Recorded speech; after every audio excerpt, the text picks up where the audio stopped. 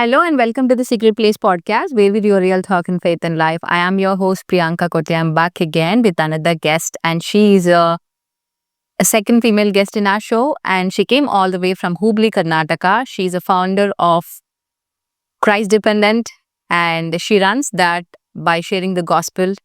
She shares the message like it includes all, like if you belong to a Gen Z, or if you belong to a millennial, if you belong to Gen Alpha, whatever it is, the message touches your heart. And the link is given in the description. You can follow her up. And she also finished her Bible school from Faith Harvest Bible School very recently. She took her time, spending time in the presence of the Lord, and she received a call of God. And she's starting her own ministry in her own way, according to the God's will. And she also holds a degree, and she's pursuing PhD as well in hospital administration. So a lot of things she's doing. So she's so honored by working and doing the work of the Lord and doing a ministry, because she believes that female is not just limited and we all carry the calling, and she believes that, and she started this ministry a couple of years back, and she's running her own ministry by her own hand.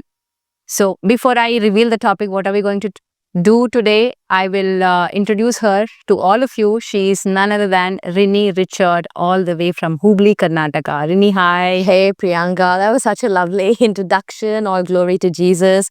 I mean, it's all Him. Such a great honor to be with you and what you're doing for the kingdom of God. I really honor your heart and the vision that you carry with the podcast and with everyone that you're including. It just feels like you're bringing all the body of Christ with their own revelations and callings and their giftings, and bringing them in this podcast to know more about Jesus, and the way He does things. Amen. For His glory. So we're so blessed for you and your obedience and faithfulness to this call that the Lord has called you for. So that's her introduction, guys. God is good. God. Yeah. Thank you so much for accepting the invitation, and thank you for being on the show, Rini. It's an honor. I'm so glad, and I'm so honored to see that many of us, the topic, I'm just bringing it in. Yeah. Many of the single women, how God is using all of us, and using, Yes, especially in the way that we never thought of doing, touching the hearts of people, and going beyond our own ability and strength, where only God's grace is possible to do. True. yes. So before we reveal the topic today, can I ask something which is not so kind of personal? So what made you to take a decision to serve God? I believe that we all are called to serve God. That's the ultimate purpose of mankind, no matter what their gender is, male or female. We're all called to serve the Lord in whatever grace, as you said, that He has given us. Jesus is the one who gives us the grace and the gift in which we can flow. And ultimately, we are called to serve and worship Him. Yeah. And I believe that made me the choice. Once you fall in love with Jesus, you just want to serve Him. Yeah. It's out of love that you just want to be in love with Him and do everything that He tells you, and it's beautiful. Awesome. You never thought you are not limited, like you are unable to do this thing all alone? Like, do you ever thought of doing it, like, when I get married, me and my husband will be running this thing or something like that? No, good question. Well, no, because I was raised by a single mom. I've seen her do it all alone. And I've seen how Jesus was her husband, because the word of God tells, I'm her, I'm the husband, defender of widows and father to the fatherless. So I've seen my mom being the single parent, raising me and my younger brother through it all against society. And there was nobody. She was working. She was being a mother, the head of the house, because there was nobody for us except for mom. But she sure had Jesus as the head of the family. So when I saw my mom, I think she could do it all. She was like the superhero. And because I think of her, I can do everything, That encouraged me. And then because my mom always made sure in our family prayers, to read the word of God. And I think word of God is such a, what do I say? God speaks through the word of God. So I think through the word of God, I just know that God is not limited by gender. Yeah. God is not at all limited by gender. He works through anybody who is available and who is ready to say, "Here I am, Lord. Awesome. Send me." So yeah. Awesome. So that's the line, my dear friends, if you're watching and if she say that you're available and God is going to use you. So in the introduction, you must have seen that I asked her a question about how she's able to manage everything all alone or by being single. So the topic that I am revealing now, we are going to talk about all the single warriors. Let's go. Single and female, and you are at any age and you feel like you are all alone, and what you must do. And in this season of waiting, we can call. So singleness can be gifted. It can be a calling for somebody. But for most of us are in the waiting season. So how do we equip ourselves with the word of God, and how do we, utilize our time efficiently and effectively at the same time for the growth of ourselves and for giving our strength and love in building the kingdom of God. So those are the things. It's not going to be a teaching kind of thing. It's a conversation about how we have experiences and to remove some myths, to remove some taboos and remove some guilt and trauma from all of you, so that we can focus all of us on one purpose of loving Christ and serving Him alone. So we just talk about it. So let us dive into the topic, Rini. Yeah. According to you, what is being single? I believe singleness is a gift, and it's a season. It's a beautiful season where you get to be in relationship with Jesus all alone. There is no pleasing, because the Word of God, Paul tells us, through in his letters, that if you are single, you have one attention, that is to please God. Yeah. But if you get married, you have to please God and wife, because marriage is a gift from God, and God wants us. I believe singleness is such a beautiful season, and it's such a gift from God. Yeah. And it's also a preparation season for all the singles out there. Really want to say that, because why do I say that it is a beautiful season? Is it's so important for us to embrace and explore life when we are alone. Yeah. Because our full attention, adoration is on Jesus, pursuing His heart, what He wants for us. And it's beautiful. As Paul writes in one of his letters that, we can fully serve the Lord when we are alone. It is better to be single and pursue God, and please God. But when in marriage, you have to please God and please wife, and vice versa. You have to please God and please husband as well. But when you are single, there's more advantage, because your full adoration is just on God. And if we just take it as a beautiful season and a gift from the Lord, we can embrace life, know Jesus, His heart, His calling, because that is what we see when Adam was alone in Garden Eden. When God gave him a calling, a mission, he was responsible to name all the animals in Garden Eden. So when he knew his calling, when he knew his mission, only then God made sure he was ready for more. And then He said, he needs a suitable helper, and I'm going to make a woman suitable for him. So I believe singleness is such a beautiful season. It's gifted from God, where you pursue journey with Jesus. Amen. To know His heart, to know the Father's heart, to know God's will for your life, because it's two different things. If you're not prepared, because marriage is such an institution from the Lord, and it's such a union that God ordained, because the Word of God tells us marriage is honorable in all. So when we get married, we can serve the Lord together, which is also a gift. But if we do not know our mission prior when we are single, then we will forget what exactly we need to do together. Yeah. I believe that it's not two halves becoming one whole, but two different wholes becoming one flesh. Correct. To know His calling. Every time I take this example of Joseph and Mary, that when I was praying with the Lord about relationship, about my marriage, I think the Lord spoke to me and gave me this example of Mary and Joseph, the parents of Jesus. It's such a great revelation to me. If Mary was not in that position of pursuing God, and Joseph was not in the position of pursuing God, they both would have left after their betrothal. When the angel of the Lord spoke to Mary, it was something that the Lord laid in Joseph's heart, and it was something that was laid in Mary's heart, that even after betrothal, how society sees, right? True, yeah. Just imagine a betrothal happens and somebody, the angel just comes and says, Mary, you're pregnant. It just takes a moment for Joseph to walk away. But Joseph knew his calling, Mary knew his calling. In the sense, I would say that somehow in their heart, they knew that the ultimate say was God's and they need to believe in God. Yes. And then the angel confirmed it to Joseph as well. Yes. So we need partners who support the mission and the calling that the Lord has for us. Awesome. Right? So if we need to support one another, we need to journey with Jesus when we are in our singleness. Awesome. That is true. That's so true. That's so true.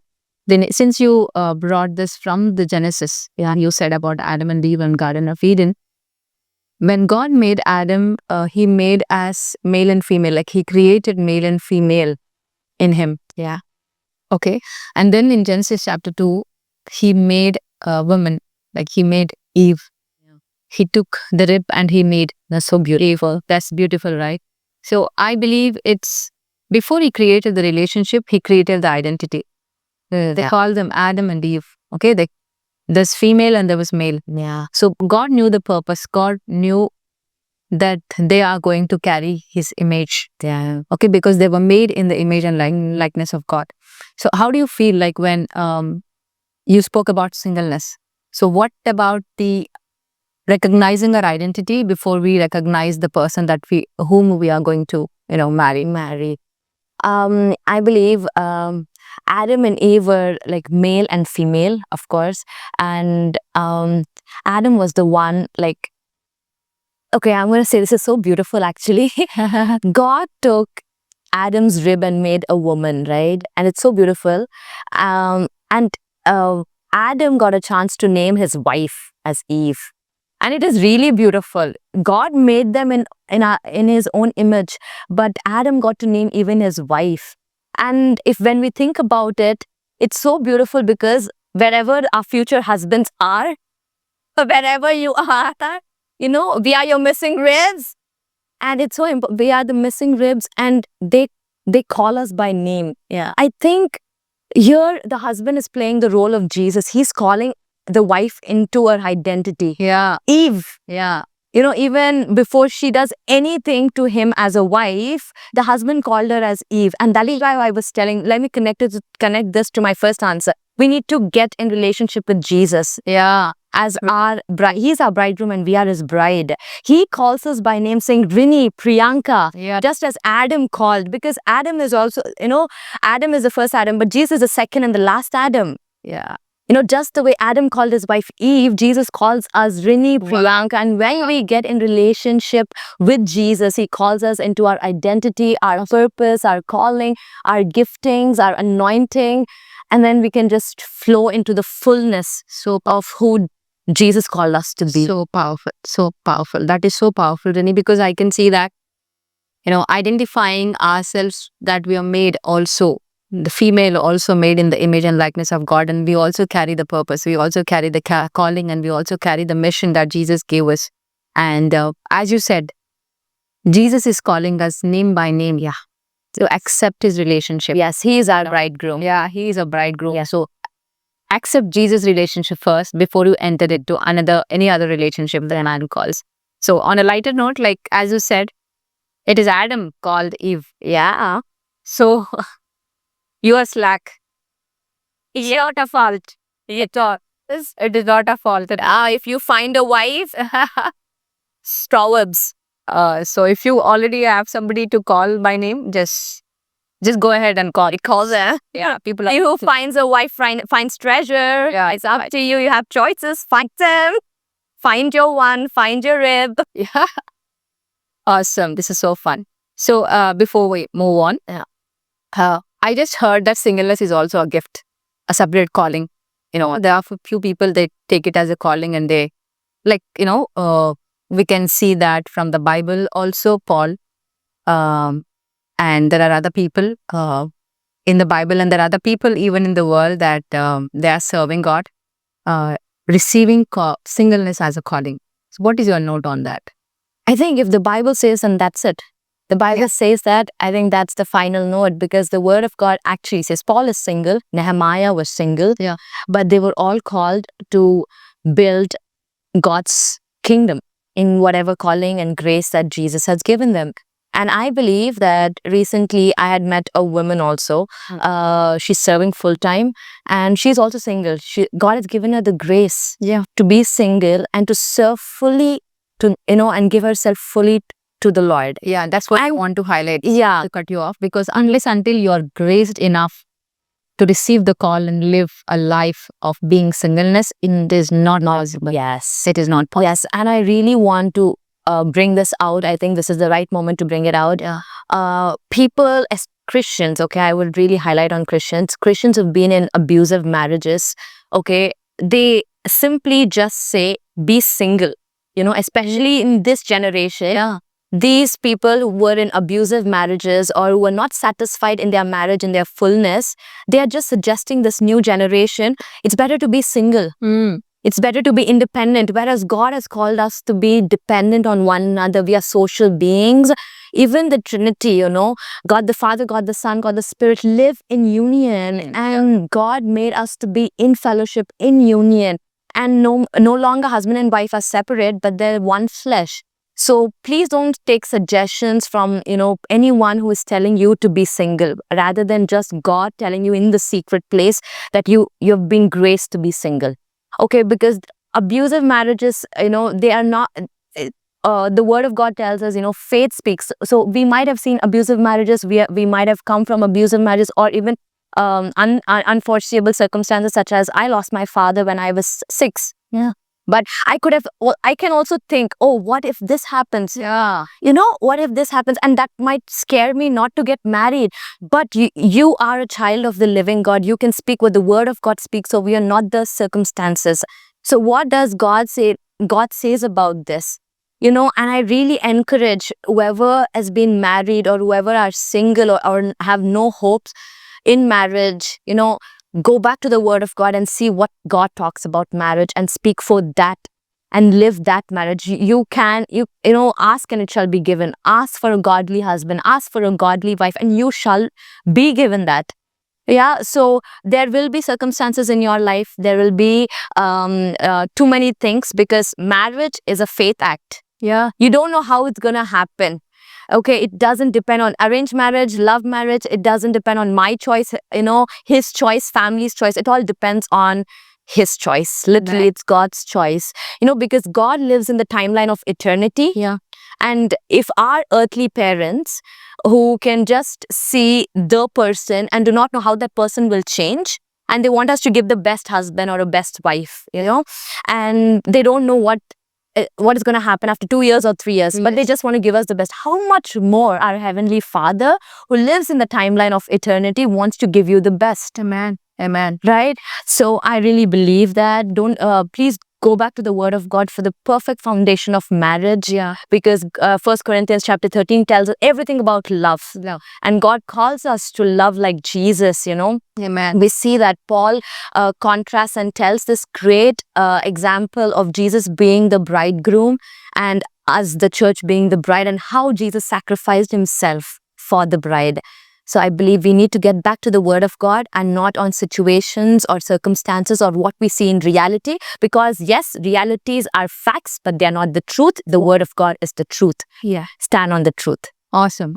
So as we're discussing, I'm just recollecting all the stories that people have shared. In the process of creating these pictures and images, by listening to all these stories, we forget that we are made in the image and likeness of God. As you said in the beginning, we should find our identity in God before we find out our relationship. So by looking at the images and pictures that the people are framing and the things are happening and the circumstances are trying to do the things in our lives, we forget that we are made in the image and likeness of God. Okay, so we are made in the image and likeness of God, and we are becoming like Christ likeness. Yes. So in the process, the singleness is just a season. So I believe it's a divine season with a divine purpose. Amen. Yes. And when, as you brought Paul, where he mentioned about 1 Corinthians chapter 7, which you're talking. So he also didn't say that everybody not to marry. It is like there is an addition kind. So if you are there as a single and serve God, that is awesome. And if you are able to get married and able to manage the house and manage everything that is also awesome. Yeah. I think So it's a grace of, as you mentioned, it is just the grace of God that whatever you do, even if you're single and doing the things for God, and even if you're married and doing the things for God, it is just by the grace of God. Nothing else, nothing matters.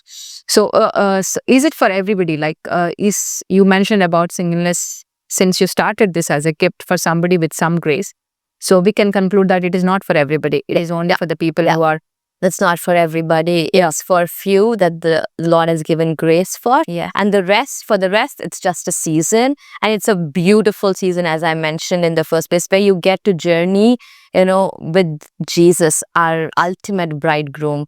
So I really suggest that, guys, this generation, especially the Gen Zs and the Gen Alphas who are preparing for their marriage, I really suggest that you start praying. We are two singles talking about it, and this is a faith act that we're speaking on singleness, because we need to really pray for our partners, even from the age of your teenagers. As you step in, start praying for your future partners, future husband, wife. It's very important, because you call forth kingdom marriages. That's what I really want to encourage this generation, because revival starts from families, and families are birthed out through marriages. And I believe this is the season where God's heart is beating for kingdom marriages, because I've just seen some study which says that by 2040 or 2035, 60% of the female do not want to get married. Have you? Yeah, even I have gone through stats. So against the word of God, really against the word of God. Between 25 to 35 and 40 years of age, there is around 28%, if I'm not wrong. Okay. Stats, you can even do the research. Yeah, please do the research. And I was shocked. I was like, this is so much against the word. They're never going to get married because of the things that happened in the family. Yeah, and what they're saying. That's why I made a mention of that. We have a God who loves us, and when we ask, He will give us. And even before He gives us, many a times we have our expectations on our partner so much that we start forgetting that we need to prepare for it. Yeah.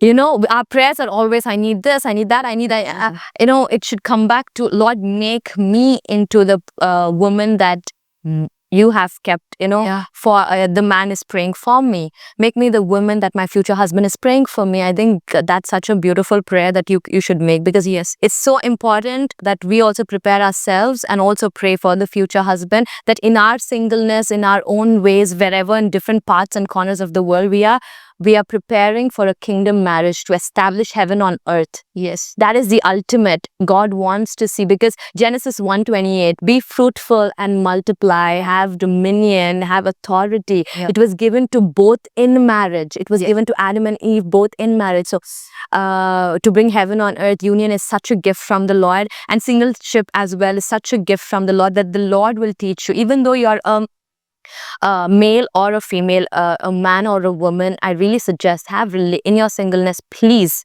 spend most of your time in the secret place with Jesus, pouring out your heart fully with Jesus, adoring Him and preparing your heart. Like, really, that is the best way. He will prepare you for marriage. He will prepare you to be the woman that God has called you to be. He will prepare you for the establishment of heaven on earth through kingdom marriages, so that you may become a father and mother and raise children, and be such a great example and a blessing to the community that God is calling us as a body of Christ. Yes. As you brought the thought of preparedness. So singleness is a season, as we said. It's a season for preparation for purpose to be fulfilled. So as you said about the preparation time, God is preparing you in that season to be a submissive wife. At the same time, His preparation also for your own call to be fulfilled. Yeah. It's not like you're carrying some vision, or you're carrying some ministry, or you're carrying something else, but it is going to be your help that you're going to contribute with your husband. Yeah. When God made Adam and Eve, God's thought of making Eve was to be a helper. Yeah. Okay. So in this preparation, whatever you're doing, think that, Lord, and as you mentioned about the prayer, you can also add this prayer point that, Lord, in what way that you want me to prepare myself to be a submissive wife, at the same time, in which way that I should be helpful to my future husband. The help can be to his family, help can be to his ministry, help can be to whatever that he's going to do, and holding your hand and doing the things together for his family and for the kingdom of God. Yeah. So what are the practical ways, you mentioned about one thing, spending time in the secret place. Yeah. And what are the other practical ways that we can equip ourselves in the preparation time?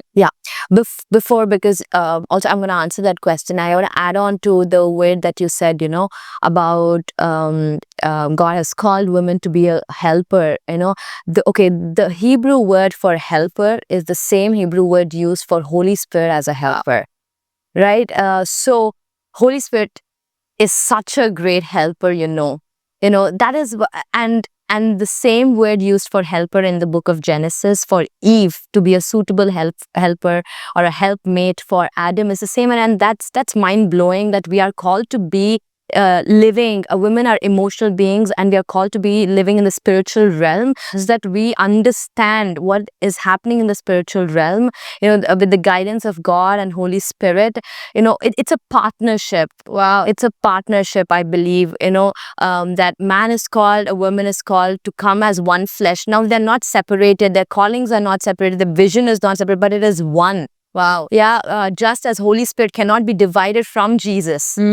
We are not called to be divided and do separate things, but we are called to help one another. Amen. In the great calling that God has for us.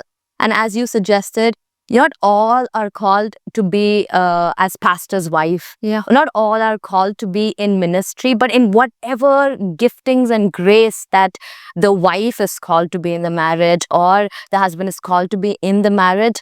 I think that is very clearly said as is mentioned in the Bible. So we can do that. But before we get married, in our singleness, I think God reveals our calling and mission. Amen. God really reveals the calling and our mission when we are single. And when we know that, I think God just aligns two people who know their calling, and then they can establish a kingdom marriage, work together, because each other know that their calling is important. It's not like one's calling is important and the other one is lesser, but they know that in their own positions and placement that God has placed, both are important, and they know that they need to submit to Jesus as the head. And he guides, he leads, and they follow. Yeah. And the husband is a great covering, as Jesus is the covering first, and then the husband is the covering to the wife and then to the children, as this umbrella flows beautifully. This works only when two singles, male or female, know their calling when they're single, their mission in their single. So I really encourage that each and every individual of you have a calling from the Lord. Please don't negate the fact that, they are called, my neighbor is called, there are too many churches, what is my role in this? No, God is not limited to what you think. God has called each one of us. It's just, as I told you again, our availability and our yes. Once we say that, I think God just reveals us. And that's how he revealed to me as well. Yeah. That I am called for this generation to be a voice in the wilderness. Wow. So I believe that as you spend time with the Lord, God just takes you, travels with you, helps you embrace life, your calling, your heart, his heart for you, and the purpose for us on this earth. Yeah. So I really suggest all the singles, as Priyanka asked me for practical ways, my first thing always would be the secret place, to have a relationship with the Father. And always the three things, one is prayer, have communion with the Lord. Many a times we pray only one way. We pray, Father, we come to you in Jesus' name. Yes, Lord, this, and we're like, amen, and we walk out. But prayer is also about listening. So listen from the Lord what he is teaching you in the singleness. How you have to be a productive woman or a productive single or productive person. How can you help the body of Christ, your community, your family as a single? Sit and listen from the voice. My sheep hears my voice. So all of us can hear the Lord's voice. So I believe prayer is communicating. As much as you pray, sit in the presence of the Lord and just listen. Awesome. All these revelations or all this wisdom, I think, comes from the secret place where I've sat and listened with the Lord. Awesome. Awesome. So first thing is prayer, where you just talk to God and also listen. And second, the word of God. Right? Faith comes from hearing, and hearing the word of God. So word of God is the foundation to build anything, even your calling, your marriage, your family, heaven on earth. So God speaks to you through the word of God. Sometimes when you're listening, you can't listen anything, right? But when you immediately open the Bible during that time, God speaks through you through that particular verse. So secondly is word of God. And thirdly, it's just that start talking to Jesus in an everyday basis. Do life with Jesus first. You know, many people say, you know, I really want to take this place to say that we need to stop being religious, Sunday going Christians and start having a relationship with Jesus where you do life with Jesus. You know, because when we do life with Jesus, that is the ultimate, where that is the greatest thing from Old Testament to New Testament, where Jesus told us, and he came into this world to show God as a father. Amen. Right, and he's calling us to be in relationship with the Father.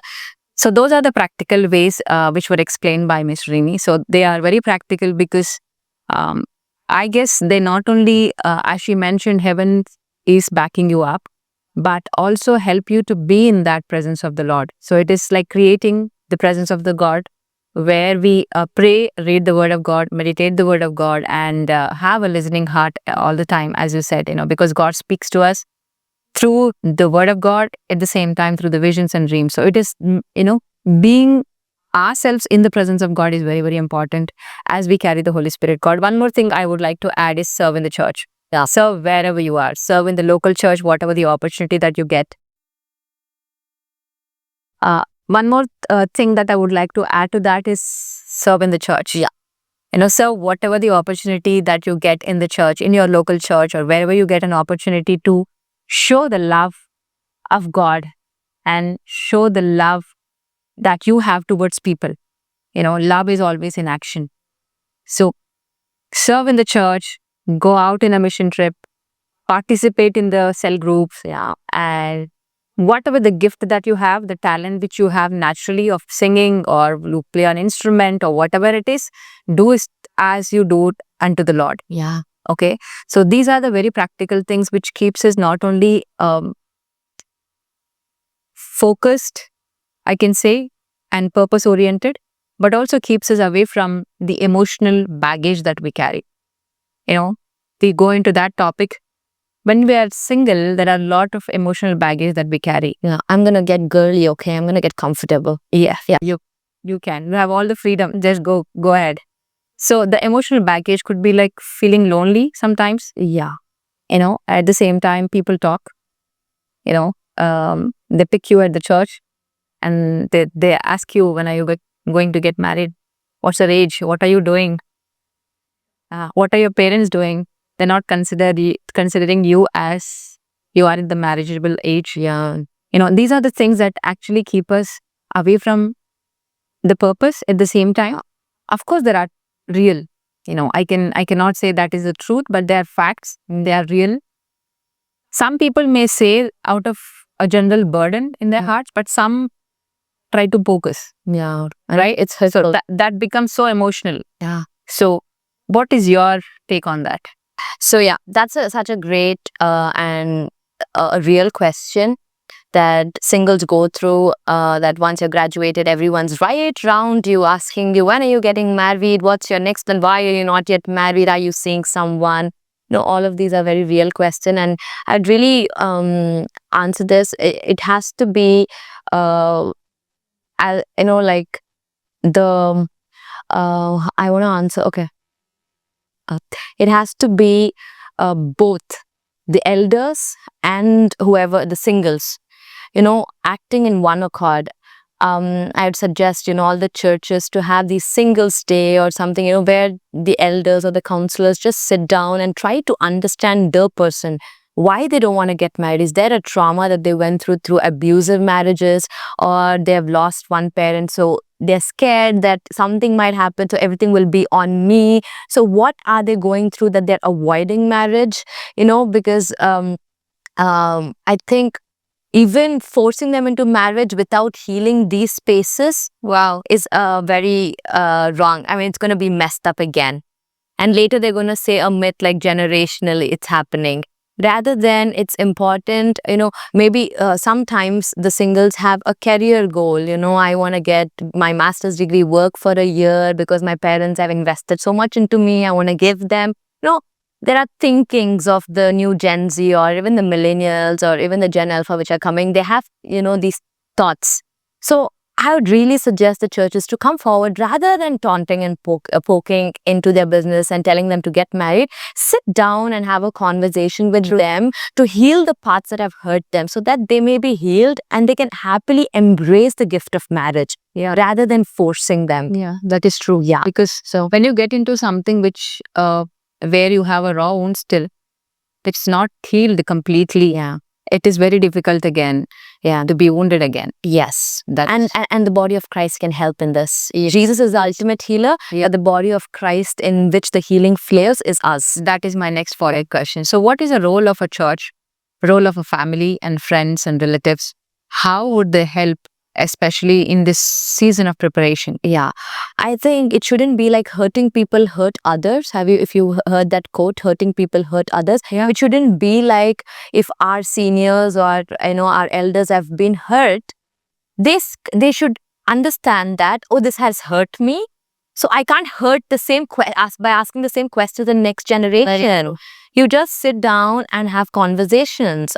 I really suggest parents sit with your children, ask them their goals, when they want to get married, why they want to get married. Many a times we don't have these sit down conversations, and in the church there is no singles day, where there's a celebration for the season of singles. When that is not being done, it is scary to just get married in one overnight. In just split second you're a wife. How do you hold on to all of that? You're a husband, how do you hold on to that? But if you have sit down conversation about marriage where singles gather together and a married couple tells them this is kingdom marriage and explains them, there's a hope Yeah. against the realistic things that are actually they are seeing and experiencing, right? So I really suggest the role of the church, the role of the leaders of the church is that have a sit down conversation with your young people, talk to them about the truth about kingdom marriages, how this podcast will surely be a great blessing actually to all the singles, that they can prepare in the secret place, that the truth is the word of God and not the realistic situations. And the role of parents is, please sit down and talk. I know it's hard, but then take the first step as parents and please talk. And godly friendships are so necessary, and they are very important, because as much as the worldly friends have influence over us, equally the godly friends have influence over us. We have examples of Jonathan and David. We have examples of Elizabeth and Mary. Like, I have a friend in my life, like I always call her like she's my Mary to my Elizabeth. And she's right here.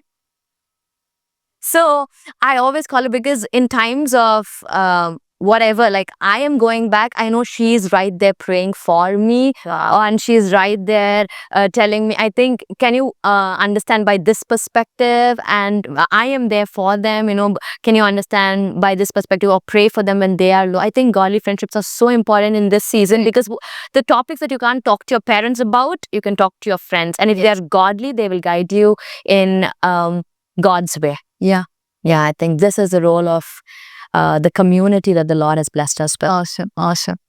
That is so beautifully you mentioned about how and what is actually the role of family and how actually they help in the season of referrals, especially to the girls. See, first you started with identifying the reason. I guess there are many reasons for singleness. It could be a career-oriented one, or it could be something trauma that they must have experienced in the family, that they're not focusing on the things that God is doing, and they only picturize something that happened bad in the family, and they just move their lives. They can't take step only into it.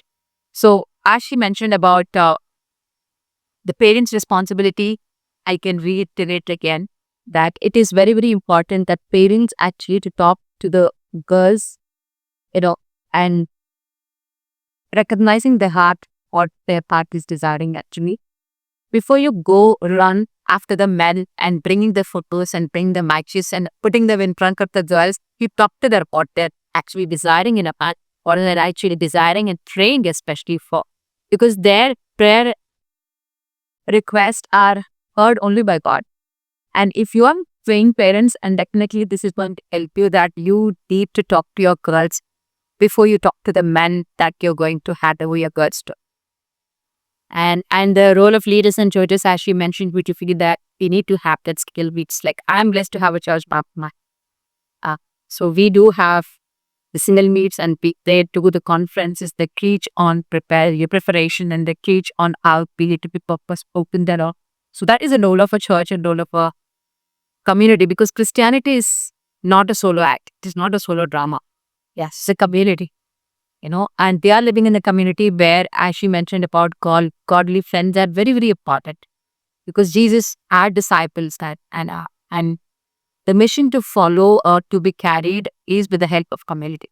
So even in the singleness season, we need to have input who can help us and guide us, and even to stop us from things that we are not supposed to do in that period. So if we can talk about little, how do we protect us in the season of preparation, in the season of the singleness, from the trauma and from the wrong fellowships and wrong people. You can just share your thoughts on it. It all goes back to, again, being in the secret place, praying, reading the word, and always covering yourself with Jesus. But the few practicals way would be setting boundaries. Very important, even from the age of school. Like back in the days, like boyfriends and girlfriends were not even a thing. But now, even in school days, it's so easy for people to just say, I have a boyfriend and girlfriend. So it's so important that parents teach their children from a very young age about, setting boundaries.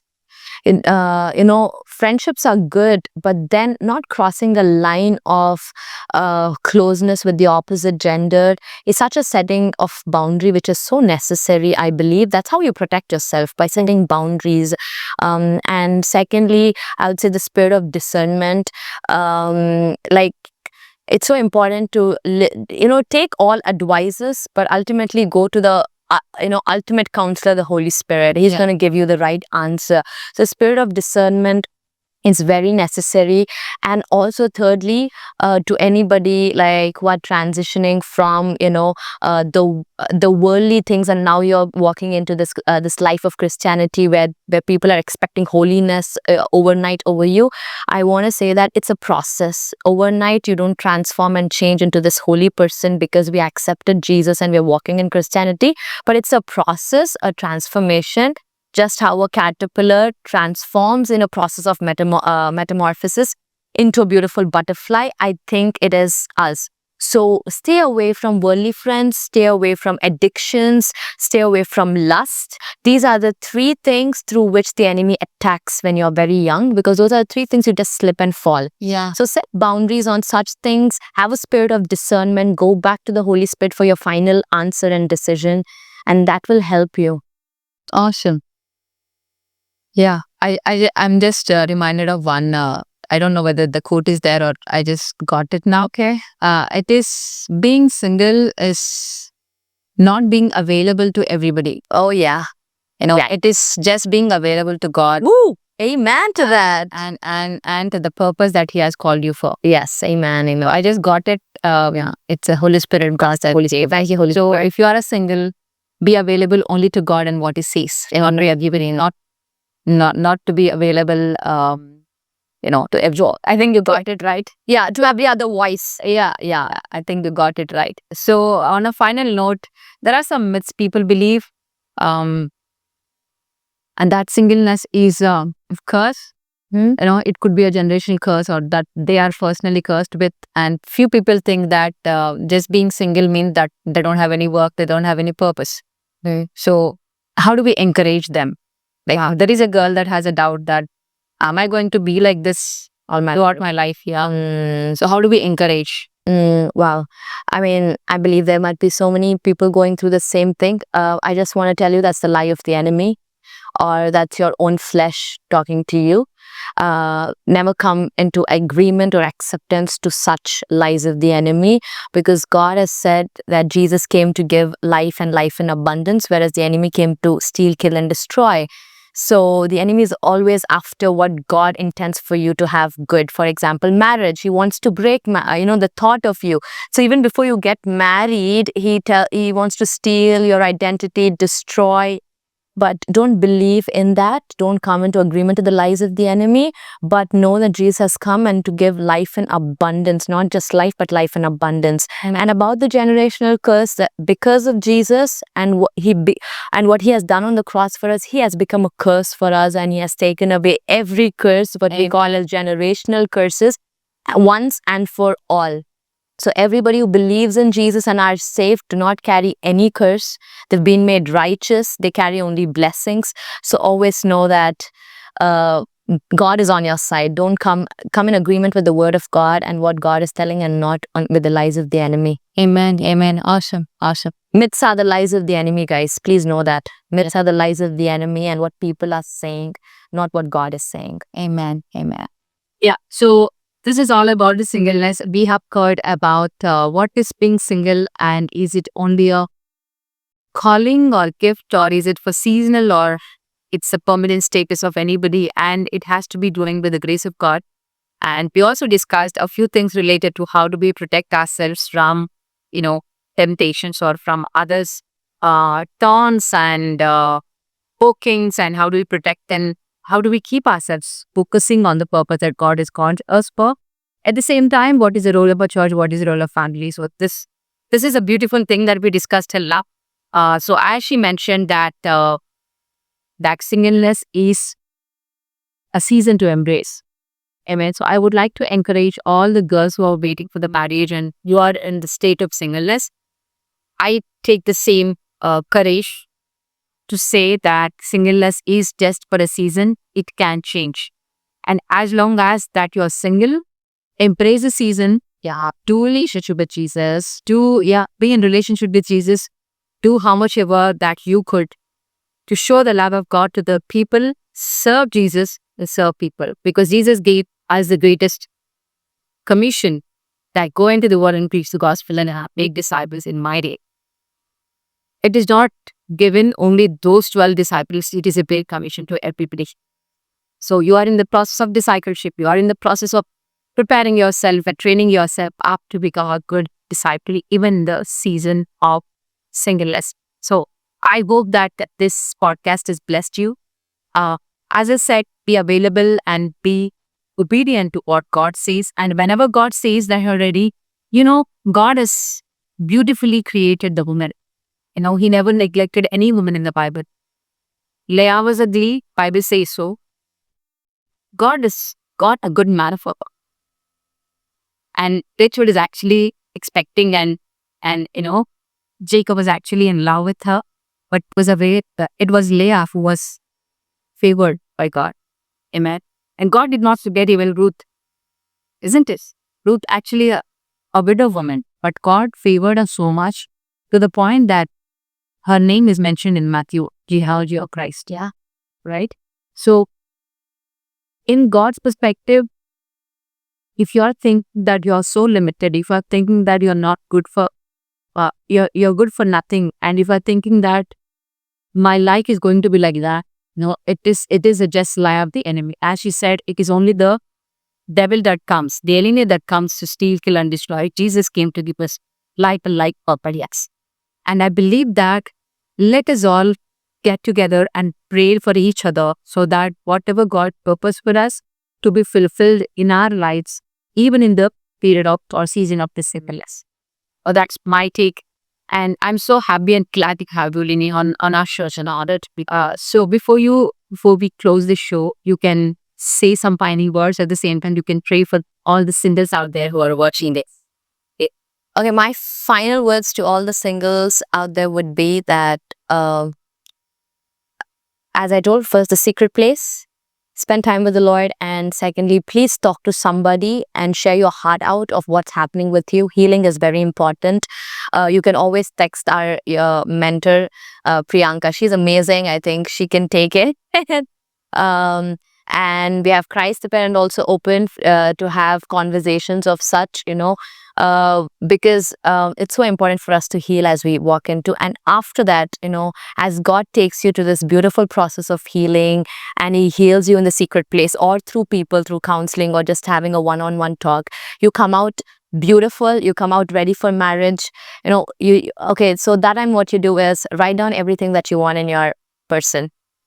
Write it down. It's beautiful. Okay, I did the because the Lord told me, and it's so important. How not, it's gonna come true, because that's an act of faith that you're ready for marriage, and God would answer that prayer.